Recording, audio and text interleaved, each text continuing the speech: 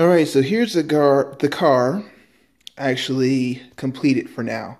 Um, Aside from a few touch-ups that I have to do here and there, this is what we're looking at. So I left the lights undone. I left the Plasti dip on the front piece there and the lights because I like that look. And even around here to the side, I painted the rims black with Plasti dip just put on top. And I completed the wrap. I didn't do the very top because I like the contrast. I like the way it looks for now. If I want to do it later, I might do it later. This whole car was done with the 25 by 5 foot. So if you're looking to get the whole entire car done, just know that it's going to take a little bit more. I had, of course, some leftovers and little pieces here and there from the cuts, but I was pretty much planning out everything that I was doing. I wasn't very wasteful. And I still came up with, with what I did. So you're probably going to need another, I would say, 5 by the top there. Oops, turn that back on. 5 by 10 maybe at the most to get everything done, especially this front piece down here, the spoiler if you're going to do the whole car, and the mirrors and such. Let's see here. Let me see if I can get this any better. Here's just a walk around of the car. And it looks pretty good, I think. I learned a lot, incredibly a lot of stuff while doing this. I stopped it off right there because I wanted the back to kind of have these two sides and just have this whole back piece blacked out. I like it this way. And I left I'm going to actually paint this again, but I left this exposed because I like that look too quite a bit. Just to make mine individual. So the biggest things that I learned in doing this project. Number one, always start from the middle and work your way out. Now it's going to get a little weird when you're doing these panels here because you're gonna want to start off like you're going to want to do this thing right here already. You want to put it on and you're going to want to go there. It's going to create fingers all the way down, which I had on the other side. And I was able to work out some. I might go back and do that panel a little bit later on because I got some creases, some little small creases here and there. You want to really start from this spot here in the middle. Work your way out. Get this whole side here done. Get it finished. Come up top. Then you're going to stretch the material as hard as you can. And I'm sorry, I still don't have a head cam. I'm spending money on materials and things like that, but I still haven't done the head cam. But then you're going to want to pull the material as tight as possible up here. Kind of set it up on this window. Use the heat gun. Heat the sucker up. Then it's going to make it pliable. Then you just go wham with it raised, and it will adhere to this piece very nicely. It'll do it here too, and you can go up. That is the way to do this panel for me, at least, is what I've experienced. I left a little bottom piece down here with the Plasti dip in between the door because I thought that looked cool. You probably won't, but I did that. The door handle comes off really easily. Just there's a screw right inside this door here. You remove it and you push this forward and it opens up the handle. Thing to note though, inside, I might do a separate video of this. You'll be able, once you put it back together, use the door and everything, but you won't be able to lock and unlock the door from the keyhole.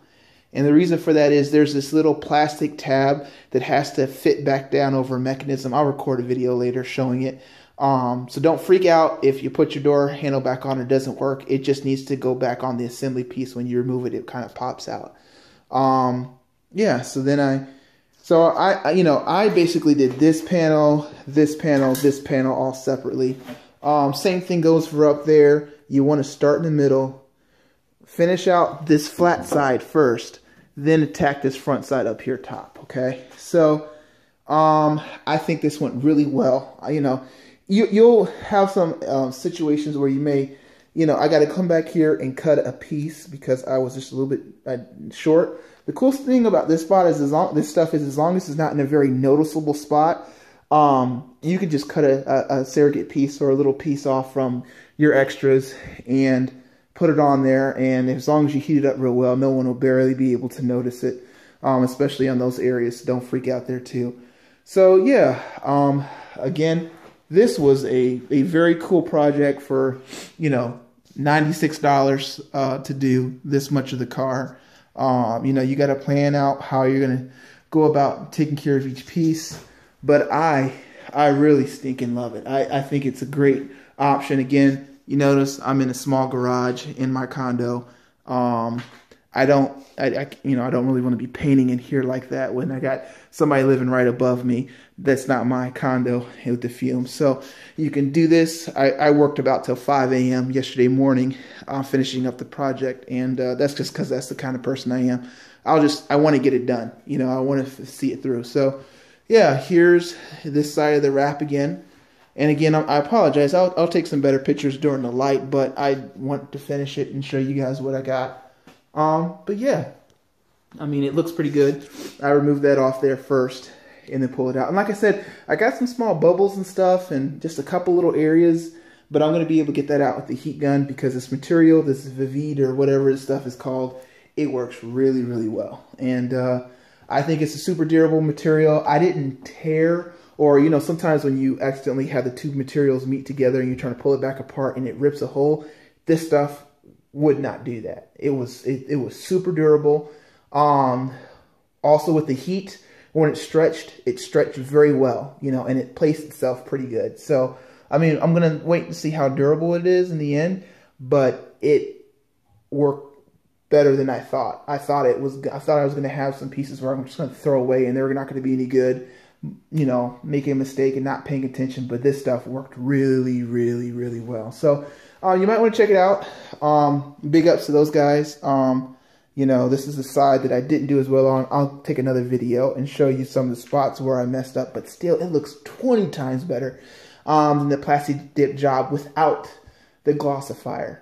Plastic dip with the glossifier does a really great job. I'm not that great at spraying it with the glossifier, with the consistency, especially with me using the rattle cans, because I tried the buzz gun, it didn't work. I heard the Wagner works better, but I wanted a different project. So this is much cleaner. You're going to get frustrated. You're going to get very, very frustrated in doing this project. But you just got to take your time and do it. And, you know, and once you learn it, it's something that you know. So anyway, thanks guys for paying attention and for checking my video out. And, you know, I'll keep you posted with anything else I do. If you have any suggestions, just please let me know. And, you know, I'll try it. I don't care. You know, whatever. Let's keep doing it. Look how where this car looks right now. It can get even crazier. All right, guys. Thanks. Bye.